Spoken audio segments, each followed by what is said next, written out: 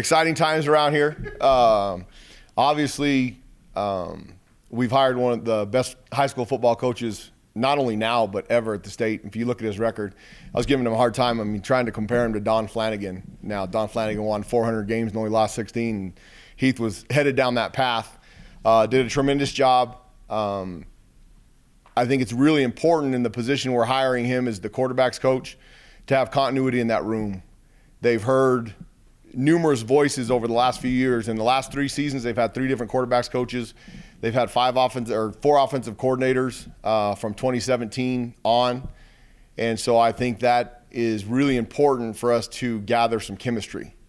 Now, the most important part of him being here is his wife, Erica, Brooklyn, Kinley, and Cooper, the 3 youngsters that'll be running around this building with the rest of our kids that we have. We're excited to have them here to be a part of the Lobo football family. It's hard to see a 3-9 football team going in the right direction, but we are. I said it when I got here that year 2 was going to be really, really hard with the COVID seniors. Imagine if we didn't have those guys, and that was what I was anticipating. Now, the struggles that we had on offense obviously need to be rectified. And the only way to do that is to recruit good players. And then you got to develop them. And that's part of the reason that Heath is here. He's done an incredible job. The great thing that he has behind him is the credibility he has as a player. Being a team captain at Eastern, being an all-conference player, and the things that he did as a player, and then to turn that over into a coach and win state championships at Cleveland High School. I think Rio Rancho and Cleveland have the best 2 setups in the state. It's very comparative to Texas high school football, and you can see with the results that they had. Now, I think the high school coaches, and I've said this numerous times, they have to be the most innovative coaches because they don't get to recruit the kids they play with. They don't get to pick them. They play with the kids in their neighborhood. Now, a lot of the great kids are moving into those neighborhoods over there because of the resources that they have. But it takes a very special person to be able to bond them and build what they've built over there. And to be on a 22-game winning streak in any sport, no less football, which is the hardest sport to compete in, period, is pretty impressive. And so we've added a really huge component to our program, to the university, and it's something that the state of New Mexico, one day after its 110th birthday, needs to celebrate, because Heath Ridenour is now one of us in the at the university. He's a New Mexico kid, much like myself, and that is very important. We'll continue to keep a stranglehold on the great New Mexico kids, and we're going to continue to recruit him. His ties down to Lovington, grew up with Brian, very close to Brian. I got very close to Brian in college, so we got another connection there, which is huge. I talk about it all the time, the past, the present, the future of Lobo football, and he is going to add to that. So I'll take questions first before we hand it over to Heath, but we're really excited to have him and his family. Go ahead, Van. Do you, would you consider it a strength as you continue, like you have a couple of New Mexico people on your staff, and you're recruiting some of the kids around here, and all of that tying in together, how much of a strength do you consider that to be? I think it's huge. We're going to continue to take the 4 to 5 best high school players out of New Mexico every year.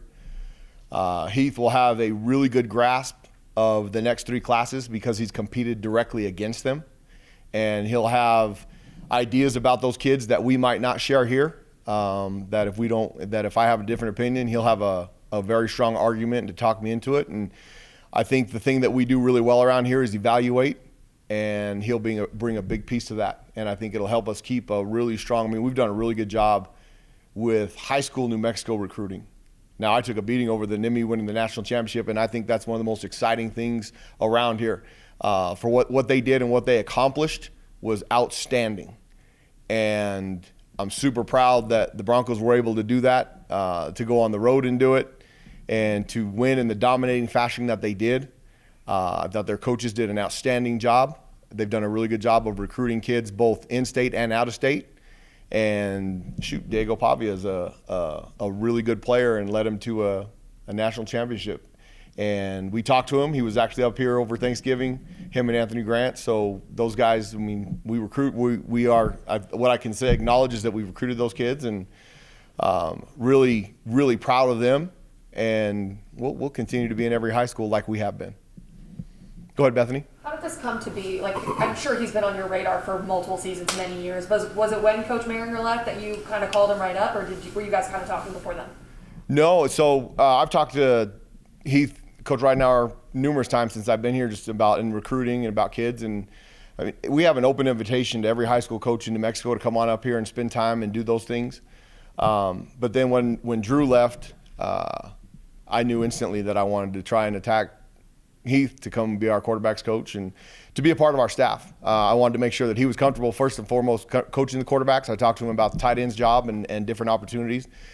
That really didn't matter to me. I just wanted him to be a part of our staff. And so we started talking, and then I ghosted you all a couple days ago when it prematurely went out that he was going to be the coach here. I had talked to him. We didn't have anything official from the university. I mean, there's a whole HR process where you go through background checks and do all those things. So that's why I wasn't answering your questions, because I didn't have the answers of everything being done. But from day one, when Drew told me he was leaving, Heath is the only one that I talked to about that position. I met with Coach Wareheim and to make sure that we were on the same page, and he was as excited as I was to have him to be a part of our program.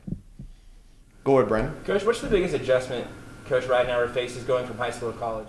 Recruiting.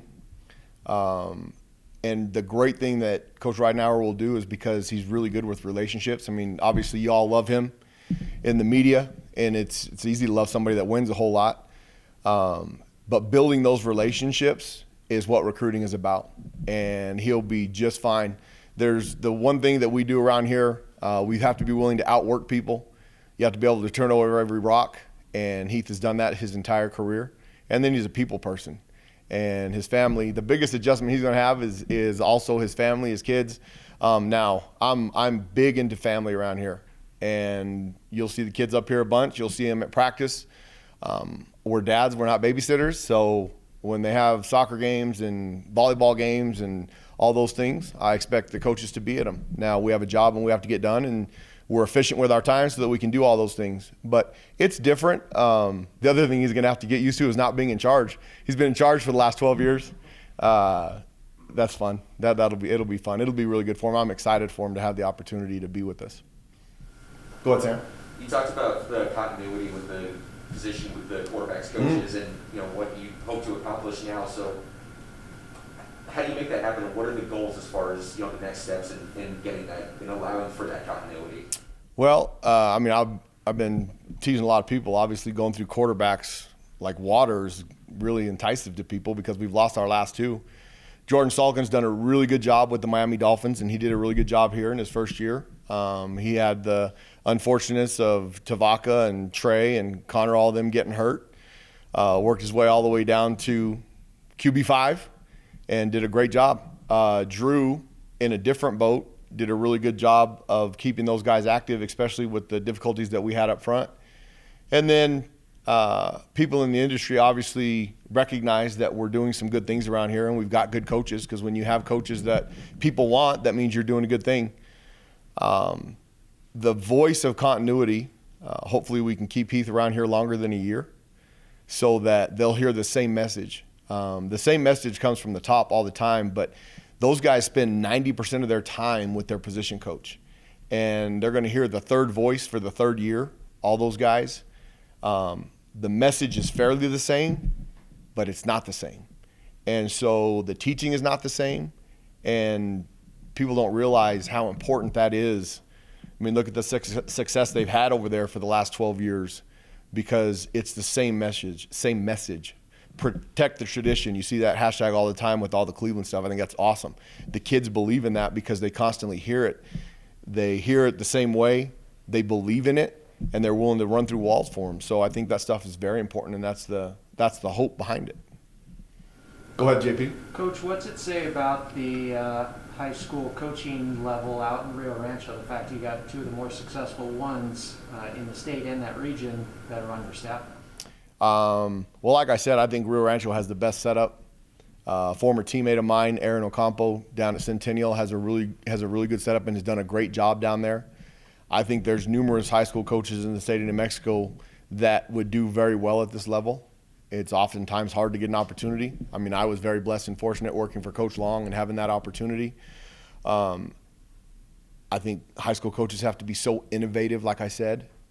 And so I think the fact that, right now we've got 2 great football coaches from the state of New Mexico to help us build this program. It'll help with the relationships, because the good thing about both of those guys on our staff is the other high school coaches around the state really enjoy them. If you hire a very arrogant guy, Heath had every opportunity to be as arrogant as they come with as much success as they have. And if you do that, you alienate a lot of coaches along the way. Well, we've got an opportunity, because of the relationships that those 2 guys have, to continue to build great relationships with the rest of the New Mexico high school coaches, because they respect those guys. And they weren't arrogant. They weren't along the way. Even though they had really good football teams, they treated everybody with respect. They treated the game with respect. So it gives us an advantage to be able to continue relations with those guys, and they'll want to help us. Go ahead, man. Coach, on another subject, Aaron Dumas, did that hit you by surprise, or did you see it coming? Nothing hits me by surprise anymore since the rules have changed over the last 2 years.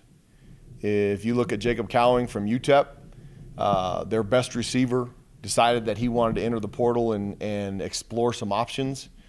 And he got offers by everybody in the country. Now, he's from Maricopa County, just south of, kind of halfway in between Tucson and Phoenix, and decided to go to the University of Arizona. He had offers from Mississippi State, Alabama, Texas Tech. He had everybody offering him.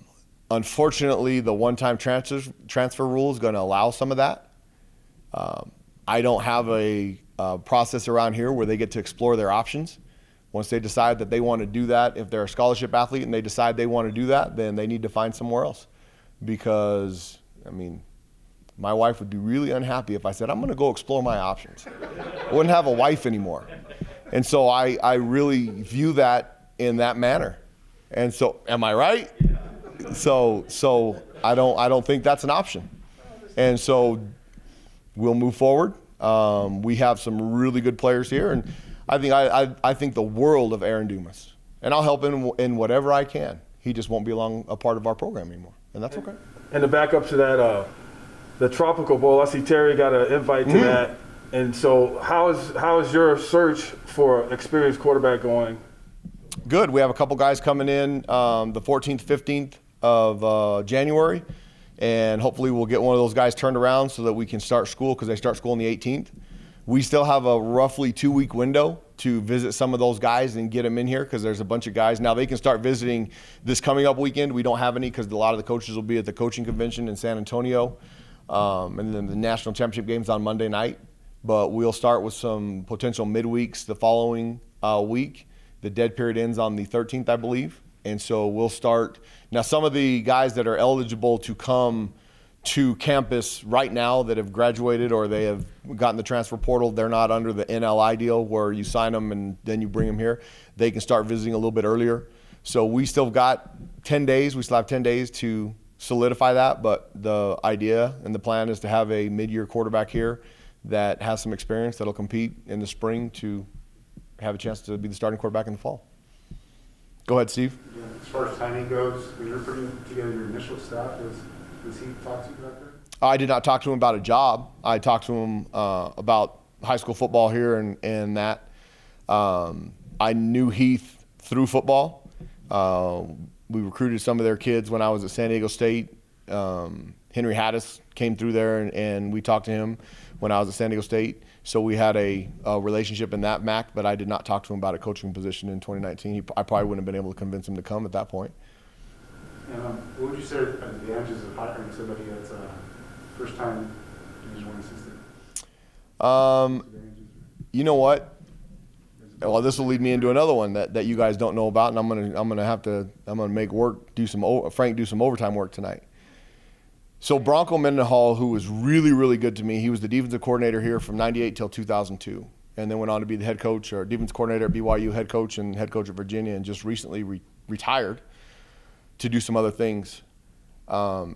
He taught, and this was much along the philosophy of Coach Long, when hiring assistants, the most important thing to do is who they are. What they are as people, what people around them, who believes in them. When you have an opportunity to bring somebody up in your program as a graduate assistant and kind of mold them and teach them the way of doing those things. Coach Long did that to me. Coach Mendenhall was the defense coordinator as I was a graduate assistant, and then Coach Long gave me an opportunity. When we were at San Diego State, we took Zach Arnett over there as a graduate assistant and moved him into a full-time position coaching the linebackers. And then when I left, they made him the defensive coordinator, and now he's flourishing at Mississippi State. We've got a young man on our staff that I feel very highly about in Jake Rothschiller, who was a great player here. He was the 2017 team MVP as well as defensive MVP, who's been a graduate assistant since the day I got here. I am going to make him a full-time position coach right now as well. I'm going to move Jamie Christian to coach the running backs to replace Jordan Somerville. And that position on offense, I'm going to make it a defensive position, and Jake Rothschiller will coach the linebackers. Coach Long will still be the defense coordinator and be involved in the linebacker room. But we're going to give Jake Rothschiller some responsibilities as a full-time coach. And both of those guys have come up. Jake came up through being a graduate assistant under myself and Coach Long. Knows how we like to do things, knows what the expectation is of a full-time coach around here. And then Heath Ridenour has been a high school head football coach and has had numerous kids sign Division I scholarships, especially in the last few years. So he's dealt with high school coaches. He's dealt with the recruiting aspect of it. Now he gets to flip over and be on the other side, which is not hard when you're a people person. And so the energy, the excitement, those guys having an opportunity, and the hard work ethic that they have, they'll be great coaches. And it's going to help our football program grow, and it'll help with continuity. And eventually they will have opportunities that we're going to have to fend off. And because they're New Mexico guys, Coach Long's a New Mexico guy. He may not have been born here, but he played here. He's a New Mexico guy. Jake Rothschiller is much down that mold. He might be a California guy by birth, but he's a Lobo, and he'll be a great football coach. Any other questions for Coach G? Awesome. Let's bring the real show up here. Come on over, Heath. Congratulations. Thanks, sir. Appreciate you. Super excited out here. Excited. All right. Man, I'm going to say thank you to Coach Gonzalez right away. I mean, this is a dream come true for me, the opportunity to come here and coach Division I football in my home state. I've had this dream for a long time. That doesn't mean during my time at Cleveland I wasn't very happy there, because I love that place. I love those administrators. I love those kids. I love those coaches. I worked my tail off over there. Those coaches worked their tail off over there for us, and we had a really good run. But when Coach Gonzalez called and out of the blue offered me the opportunity to be a Lobo and work with him and work with Coach Long and this outstanding staff that he's put together here, it was the greatest compliment that I've ever received as a coach. The opportunity to go from high school football to, FBS full-time assistant. It's a huge opportunity, and I'm excited for it. And I'm ready to get going. I'm sure he's tired of me texting him, asking him what I can do to get busy. I am ready. Way overdressed, by the way.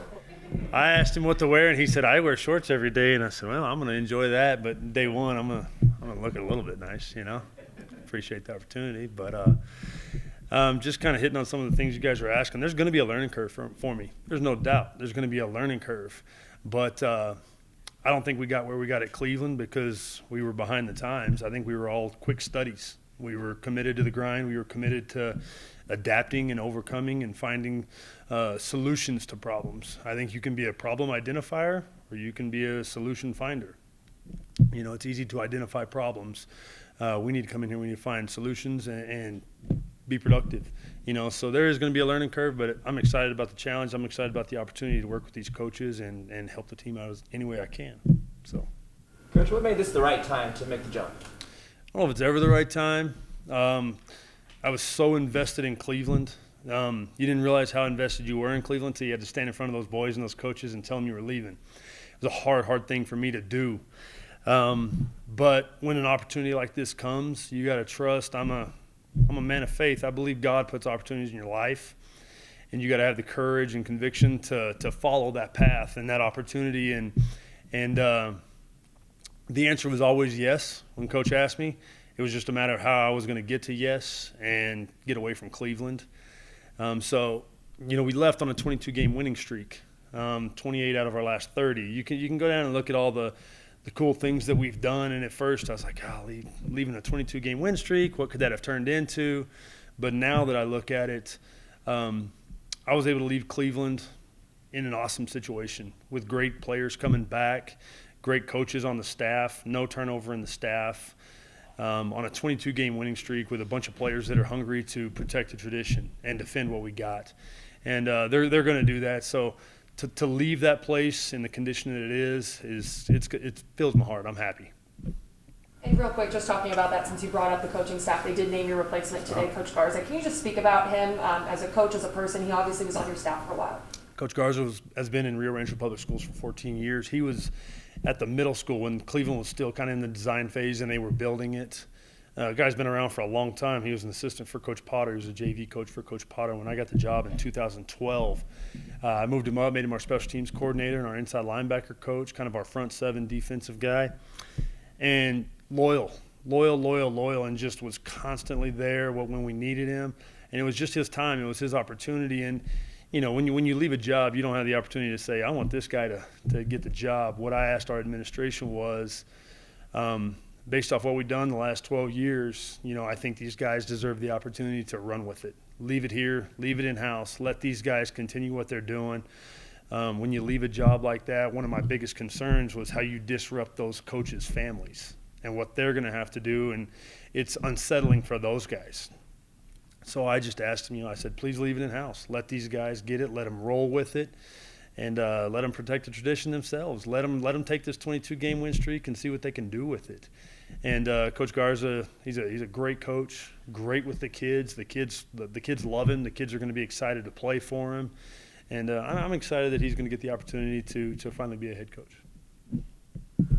Can you go back to the day when Coach G called you? Did it just knock you off your feet? I mean, was it unexpected, and what was your reaction? Absolutely. You know, I saw a call and I was sitting there on the couch drinking coffee, watching this. Man, I'm watching Billions. You know, I'm hooked on that show, and I'm sitting there.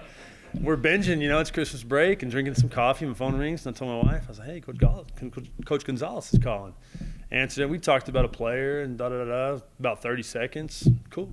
He's like, no, the real reason I called you, I want to offer you an opportunity to come coach for the Lobos. And my stomach dropped. It was ultimately just really exciting, but ultimately there was that point now I know a decision's going to have to be made, you know, in one way or the other. There's a fork in the road for me now. And gave me the opportunity to come up here and visit with him and kind of see things. And I'm sure that's not how many opportunities go, how many interviews go like that, because I think I interviewed him more than he interviewed me, you know, because my main concern coming was my family. I want to be a good dad. I want to be a good husband. I want to be present. But I understand the job. So he knocked it out of the park answering all the questions, and every question he answered was faith-based and family-based. And when you get in line with a guy like that, you know, and then you combine our love for football, the way the game football should be coached, the way the game should be played, I think it's a great opportunity. My family and my kids get to stay in school. They're not going to move. My wife doesn't have to change her job. We're going to stay in the same house. It was just, you talk about a very unique situation and an unbelievable opportunity. And Thursday was a good day. I was excited for sure. Hey, JP. Great opportunity for you, for your family, and for UNM. But what are you going to miss most from coaching at the high school level? I don't know what college holds just yet, so it's kind of hard to see what's going to be missing from that. But I'm a relationship guy. I think kids play hard because you love them, because you put them in a position to be successful, and they see that you're with them in the fight, not ahead of them or anything like that. I'm going to miss the relationships with those kids, and I'm going to build those relationships here. That's going to be one of my first things that I do, is come in and establish relationships with the other coaches, with the players. And I think when you like who you work with, I think when you like who you coach, you're going to spend that much time with them. I think there's opportunities to do some special things. The day-to-day at Cleveland is probably what I'll miss, just because so many of my close friends, I was there 12 years. So there's a ton of relationships. I told my wife, I can find a way to separate myself from Cleveland to do this job, but what I can't separate from are the relationships that I've built there.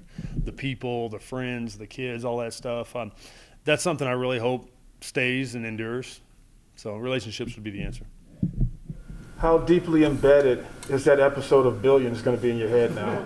I don't even remember which one it was, but to say the least, the phone call changed the landscape of the day. Funny story, he's like, hey, can you come at 4? And I looked at my wife. We had never been on the tram before. We had never been up there, and I had actually made reservations at 10:03. We're going to go up there with another couple, have a good time. And we were supposed to leave at 4. He's like, can you be here at 4? I was like, ah. Looked at my wife. I go, yeah, I'll be there.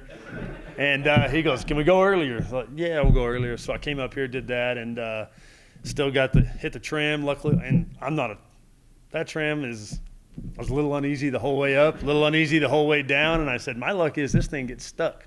And 24 hours later, there you go. I called it.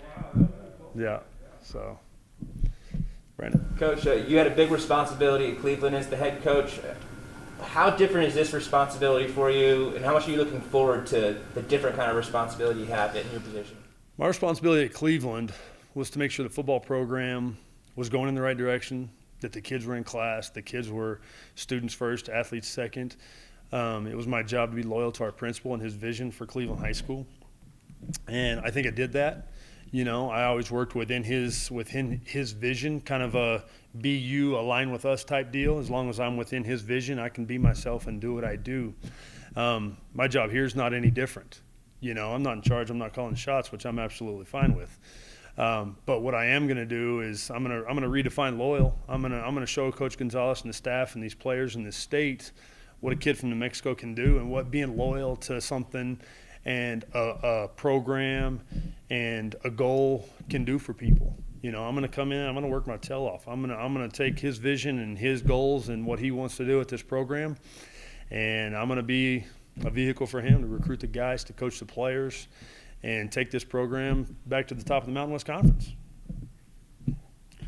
All the success that you've had as a coach, all the winning, all the state championships and everything, that mentality, how do you carry that over to when you're starting fresh somewhere else with a new program? Success isn't a day. I wasn't successful when we won the state championship. I wasn't successful the day I got hired.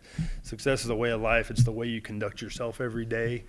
It's controlling your attitude and your effort. It's putting kids in a position to be successful and understanding what the situation is at that moment and finding a way to find a solution and get better and do those things. So success isn't, you know, we want to win. There's no doubt about that. We want to win.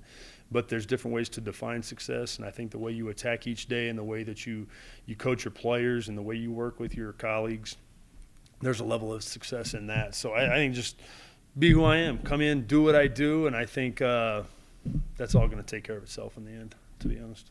Recruiting is going to be something new for you. So how do you attack that, and what are you looking forward to with that? Man, I'm going to lean on these other coaches. I'm going to ask them for their advice. You know, this is the one thing that I am unfamiliar with. So I've got no problem picking up the phone and calling someone and say, hey, I don't know the answer to this. Can you help me? Can you do that? Can you give me some information? I got a lot of friends that are in the college biz. And, you know, you got to be willing to go out and have conversations with perfect strangers and be able to hold the conversation, be comfortable with that. And, yeah, I like people. I'm a people person. I like to talk about the game of football. When you got football in common, conversations are easy. You know, and when you love something like you do the state of New Mexico, like I love the Lobos, like I loved Cleveland, whatever it was, it's pretty easy to get excited about it. When you're excited about something, that starts to show. And I think in recruiting, when those recruits know you're excited about what you're doing, you're excited about where you are and the things you're doing and the direction the program's going, I think that's going to be exciting for them. You know, I think people want to be Lobo. Why would you not want to be a Lobo? Brandon? Quarterback position, what's your just first thoughts on taking on, coaching that position? And they've certainly had their struggles, injuries, and a lot of other stuff. I love the quarterback position. It's what I played my entire life. I was quarterback in high school, college. I was a GA at Eastern, you know, my first year out of college, and that's what I coached. And I've never been away from the position, you know, which can be a good thing and a bad thing. But I've got a lot of comfort in the position. I understand the pressure that comes with the position. And I understand how to coach the position. I think you got a guy that's got the ball on 3rd and 6. He knows he's going to have to throw the football. He knows he's going to have pressure in his face. He's got to be calm, cool, and collected. You know, and I think when you can give a guy confidence in that situation by the way that you coach him, by the way that you prepare him, he knows pre-snap, where he's probably going with the football because of the way that he's been coached. The situation isn't as enormous. If it's 3rd and 6 and he's ill-prepared, that's a bad situation, So I'm going to take pride in making sure these guys are prepared for every situation, that they understand game management, that they understand situational football, and that no moment is too big. No moment is bigger than them or bigger than their preparation, and that'll give our team confidence that the guy pulling the trigger, the guy calling the signals, he is a leader. He is above the line, so to speak, and he's ready for that situation. So there's confidence in the huddle. There's confidence on the team, and he's ready to do what he's got to do. You said this is a dream come true for you, but how big of a challenge do you see this as? Because Brandon said the adversity that the quarterback has faced throughout year round. I don't think we got into this business to avoid challenges. I think football coaches and football players in general like tough things. They like hard things. They like adversity. They like to try and persevere and thrive in that adversity. And we got to keep the quarterback healthy. I think that's one of the biggest things we got to do. And putting them in a position to be successful, getting the ball out of their hand on time. And a lot of getting the ball out of their hand on time is understanding pre-snap stuff, where you're going pre-snap, where you're going post-snap. A lot of that stuff is that. We got to keep them healthy, If we can do that, you're going to create confidence. The more games we can pile, the more snaps we can get consecutive with those quarterbacks, the more confidence they're going to gain. And I think that's one of the biggest things is when you're constantly going from quarterback to quarterback, nobody's getting in a rhythm. So your offense isn't getting in a rhythm. And offense is all about rhythm. It's all about hitting on all cylinders and creating chemistry with your running backs and the timing of things and your timing routes with the receivers and the nonverbal communication required in the game of football is unreal unless you've been a part of it, So being able to look at that receiver or look at that coach and understand exactly what's expected without a word being said, it's huge. So my coming in and diving into that quarterback room and letting those guys know exactly who I am and how I work, and then hearing my terminology, our terminology, and just repeating it and putting their head and giving them those cue words every single day. That when I give them a cue word, that's an entire conversation that we've had. That's an entire film session we've gone through just on that one cue word that gives them direction right then, right now. And the more you can do that, the more we can create confidence in practice, the better we're going to be in the game situation. How excited was Lovington, Brian Urlacher? I mean, you got to have that has to put a lot of confidence in you coming small kid. Lovington used to go pump iron with Brian Urlacher, good friends. What was his reaction? What was your wife's reaction? You got to be pretty excited about it. Man, Lovington's a special place, and you just got to know the people there. They're blue-collar workers. There's not anybody in that town that walks around with their hand out asking for a handout. They get up and they go to the oil field and they work every day. They go to their ranches, they do those things, and that's the kind of person that comes from Lovington, New Mexico. And I think that's why Brian was kind of a unique person, because he came from that. That's what his dad did. His dad drove a truck. His dad did multiple jobs and all those things. And people love Brian for that because he is so personable, And Brian had every reason to run away from Lovington and get rid of all those contacts and all that. But Brian has been a family friend with us for my entire life. I mean, he's really tight with our family. So I texted him Thursday. I'd probably say within 15 minutes of getting off the phone with Coach Gonzalez, and I told him the news. He's like, man, that is one heck of an opportunity. He goes, I'm excited for you. He goes, you can stay at Cleveland and win more championships, do what you do. He said, I'd be proud of you if you did that. He said that there's not a better staff, a better place to get involved in Division I football than right there with Coach Gonzalez and the Lobos. And just hearing him say that, just because everything he's been through, and all that stuff, he's a source of direction for me, and I bounce ideas off of him. And, I talk to my brother, I talk to my parents, talk to my uncles, and everybody that's been in high school football. Is it right to get out? Is it right to chase this dream? Is it right to do that? And like I said, I knew the answer was yes all along. But hearing those people that I respect, that I care about, tell me that this is a once-in-a-lifetime opportunity and I need to take the chance, it just really solidified my decision, and having those conversations helped, and Brian was one of those big conversations. Yep. Anything else? How much communication will there be between you and the other offensive position coaches just to make sure that everything is in sync as you're talking? There's so much that falls back on the quarterbacks. No, I got a feeling we're going to spend a whole lot of time together. I think having the same language, speaking the same terms, terminology is big. If you don't speak the same language, you're spinning your wheels. You're not moving in any direction. And the only way you do that is you spend a ton of time together. I've never been on a football staff where the guys you work with aren't your best friends. They're not the guys you don't go to dinner with and all that stuff.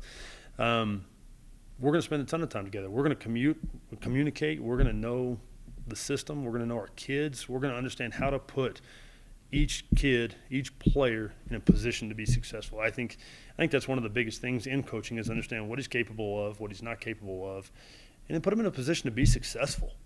And I think Coach Wareheim's offensive mind is just spectacular. The way he does things, he's just a super intelligent individual.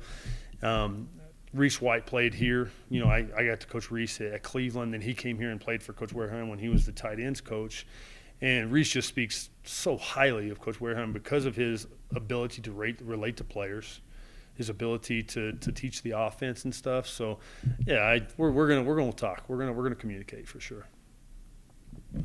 Just got one more recruiting question. I mean, I've only been here for 3 years, but looking back the last 5-7 years, when you think of like Connor O'Toole's and Jordan Bird's and these players that have gone on to great players have gone on to other schools, how much are you going to take it upon yourself to try to, like Coach G wants, to keep the best players in New Mexico? I'm going to take it personal.